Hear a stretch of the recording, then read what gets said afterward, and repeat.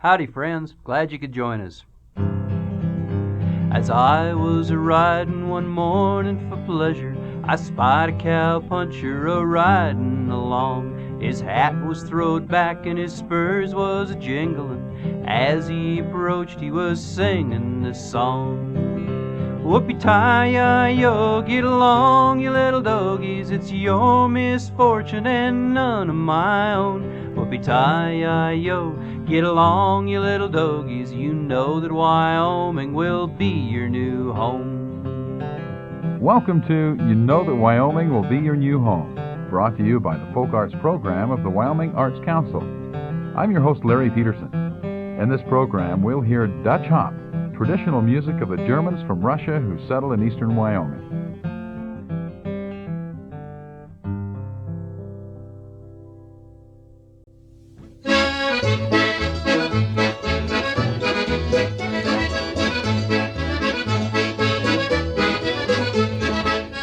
If I had never heard Dutch hop music before, what would you tell me to listen for?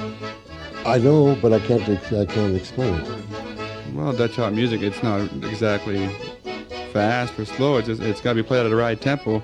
Because if you play it too fast, you can't dance to it, and if you're too slow, you know. Yeah, the sound of it is distinct. That's the only way you can explain it. It has a very different sound, even though you're playing polkas.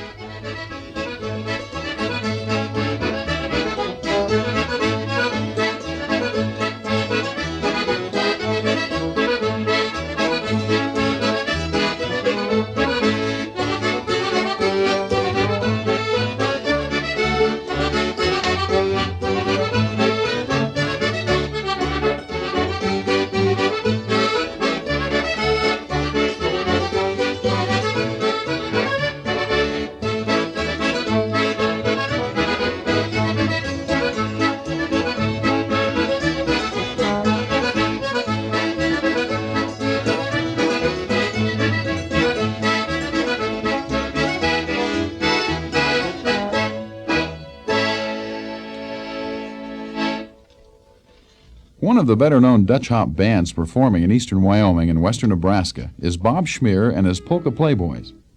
The band members include Bob Schmier on accordion, Albert Fallbush on hammered dulcimer, Kevin Schmidt on trombone, and Laverne Billingsley on stand-up bass. Their home is Scotts Bluff, Nebraska, but they play throughout the North Platte Valley at least twice a month. If you've never danced to Dutch hop music, don't worry about it, says Bob. It's not a hard step, really. If you just walk along with the beat and then put a little bounce in between, you're pretty much dancing to it. A lot of the old-time dancers and the better dancers hardly didn't get their feet off the floor at all. And, they were good dancers, too. And a lot of people nowadays wear themselves out by dancing the way they do. They could tone them down a little bit and last all night long. But Your repertoire has 150 songs and you don't have any sheet music. No, we don't use any sheet music. Of course, for the Dutch hop music, there is not a lot of sheet music written.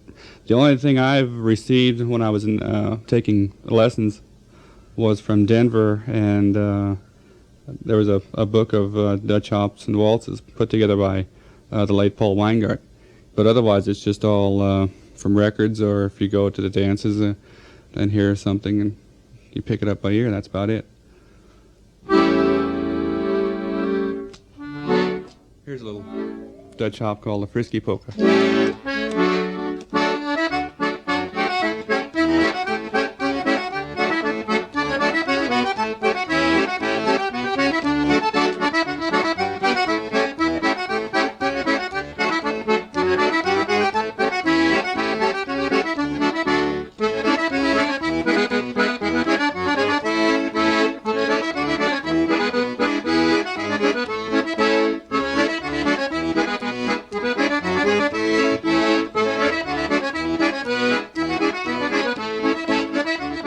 Bob Schmier is of German-Russian descent, and one of the reasons he plays Dutch hop music is to retain the ties to his cultural heritage.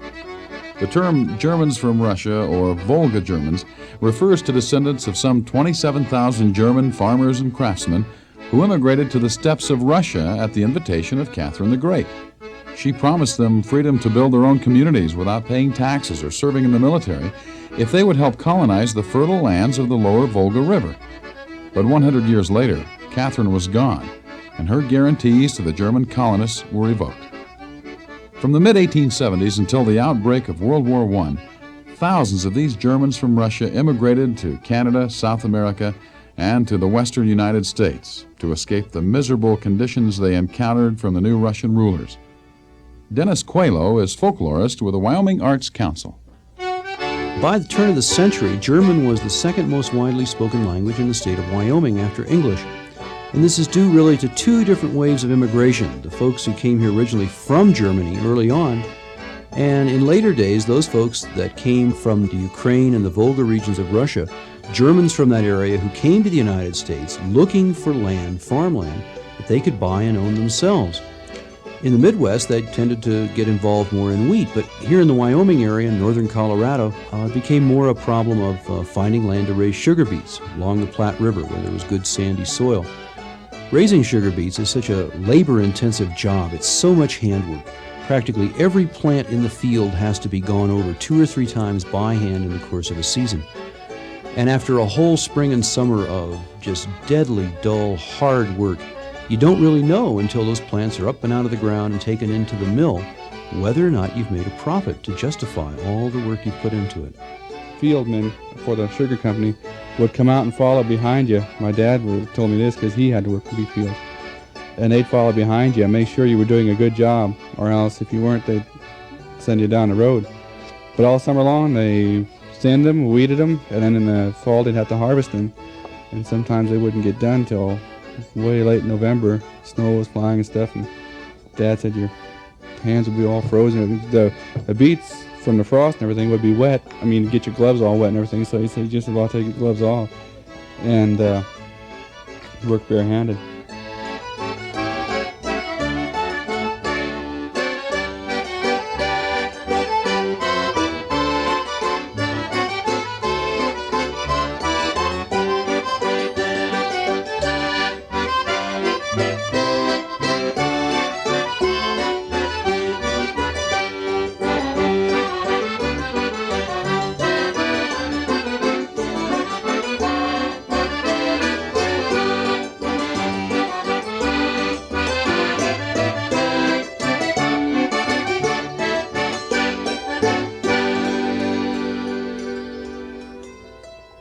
For Bob Schmier's father's and grandfather's generation, work in the beet fields touched many aspects of their lives.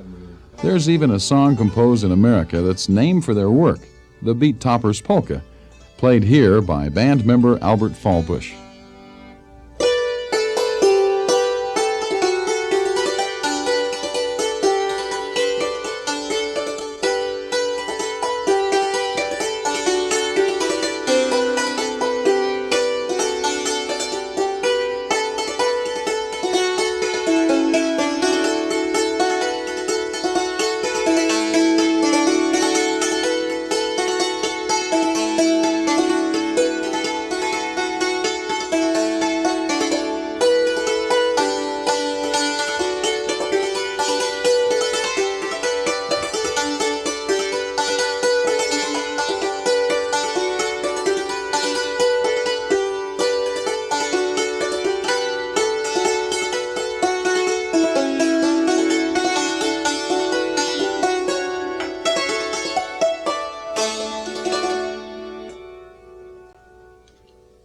They have a lot of names for the dulcimer.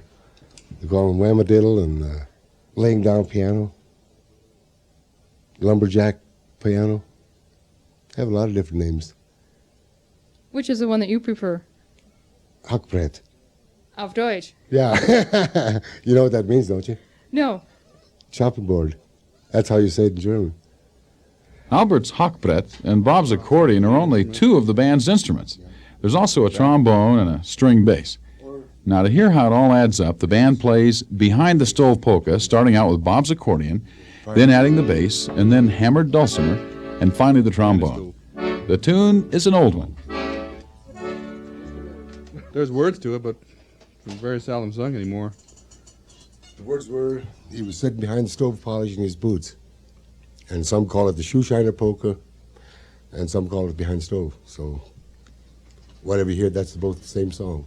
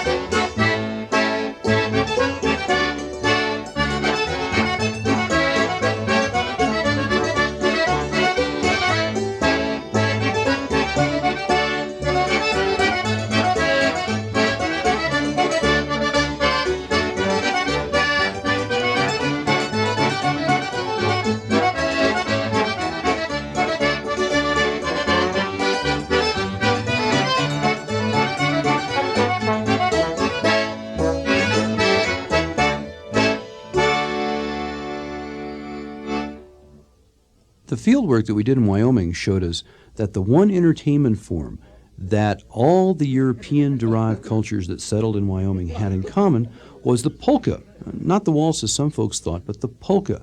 There are Polish polkas, Czech polkas, German polkas, New Mexican polkas, Serbian polkas, Swedish. Over the last century, there has been a little bit of leveling of these dance forms as the musicians would try to play to what most of the community would understand. But still there remains a core of distinctive style for each of these different communities. And we can see this clearly in listening to the Dutch hop style, like Bob Schmier and the Polka Playboys do.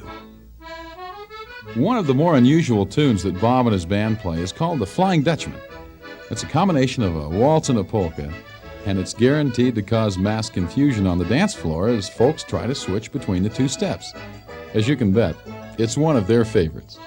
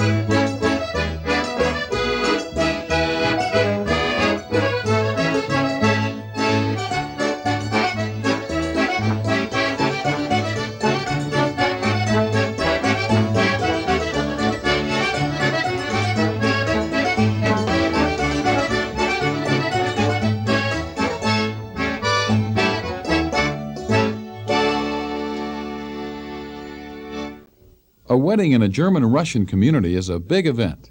The festivities traditionally last for 2 or 3 days, and there is special music performed just for the bridal couple at the dance. One is a douche, an old song that used to be sung by several men at the wedding. Now it's played by the band and is followed right up with the wedding day polka for just the bride and the groom to dance to. We'll play that Happy I Shall Be. That's a douche that they play when nobody dances. And then we play the wedding day polka right after that.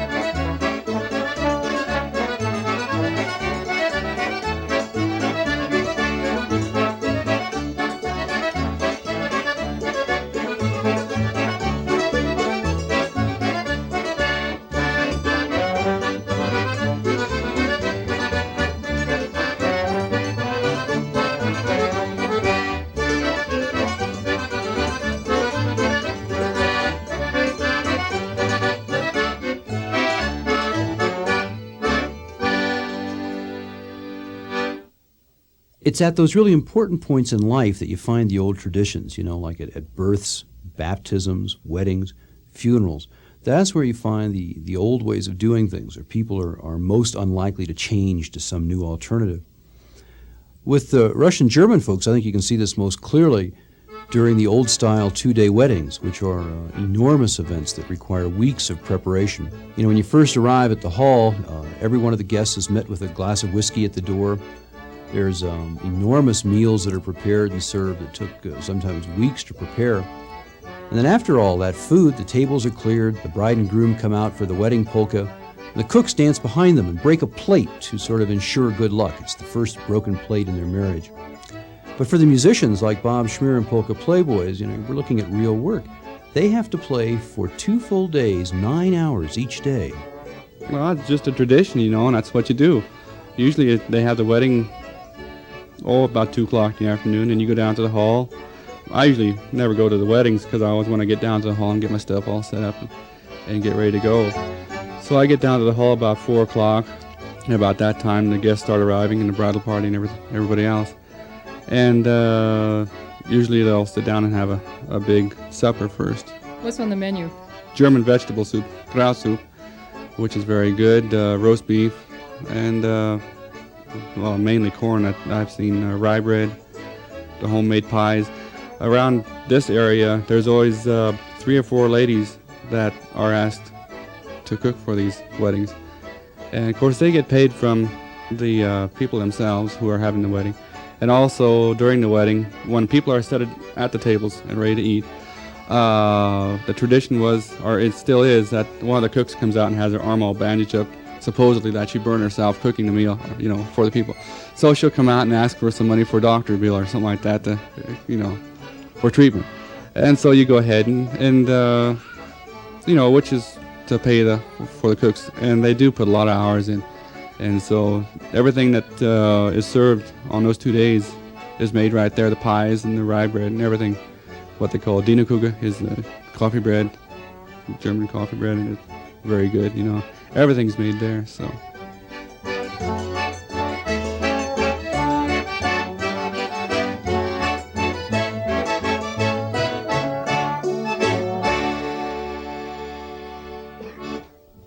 Band member Albert Fallbush does more than play the hammered dulcimer in the band.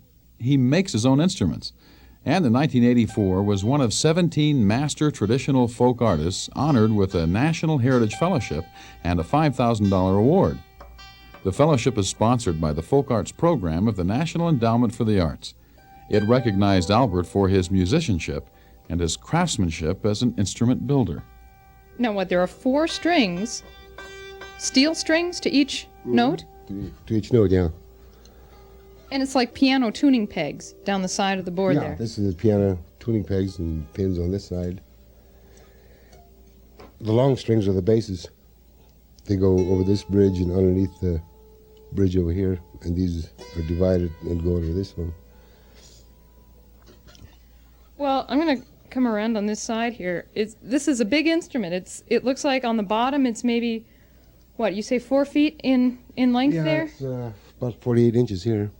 So you're really sitting down to a major piece of equipment here. This is not something you carry in your back pocket. No, you can't carry that in the back pocket.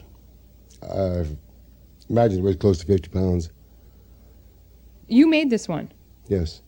Then how long does it take you to carve one of the bridges? Now it looks like about 1.5 feet long on the short bridge, and maybe, well, gosh, about 1.75 feet on the long one there. This is the longer one. I really don't know. It'd probably take a better part of a day to do both of them.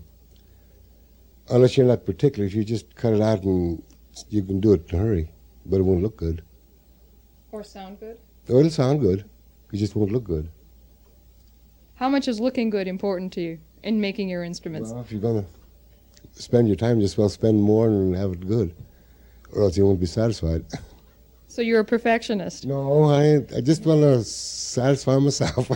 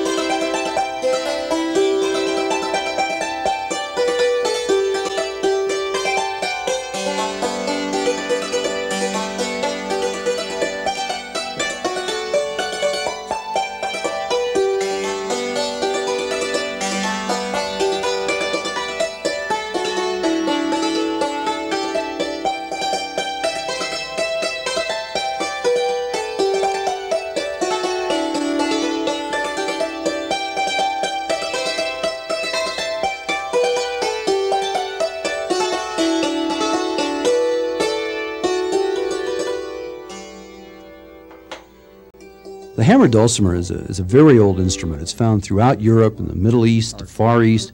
It goes back several thousand years.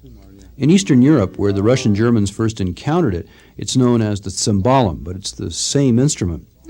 It's interesting to see how it fits into the style of Dutch hop music.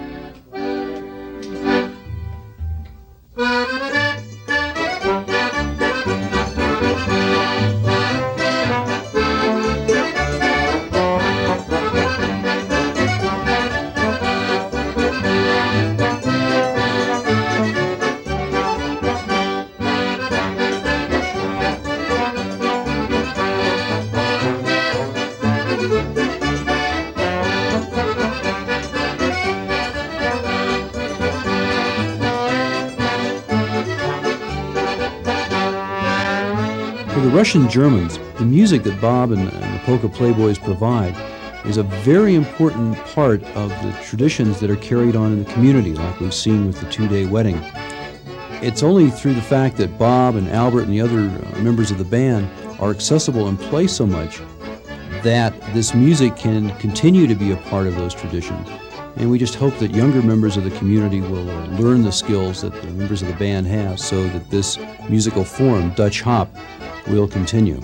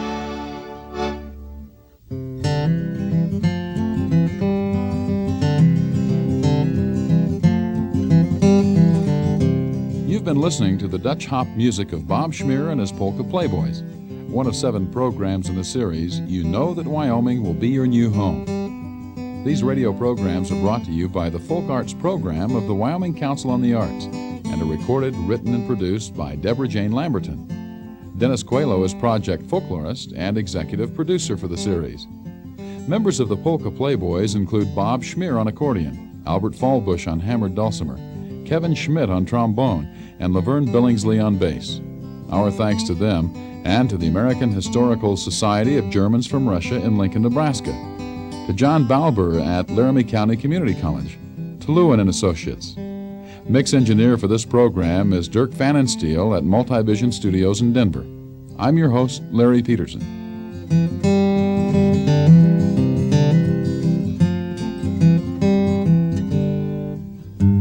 Production of this program was made possible in part by a grant from the Folk Arts Program of the National Endowment for the Arts.